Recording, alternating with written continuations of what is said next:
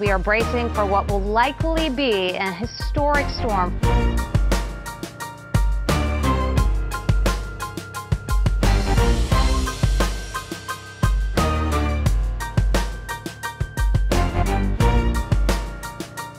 You want to be off the road, you want to be hunkered down.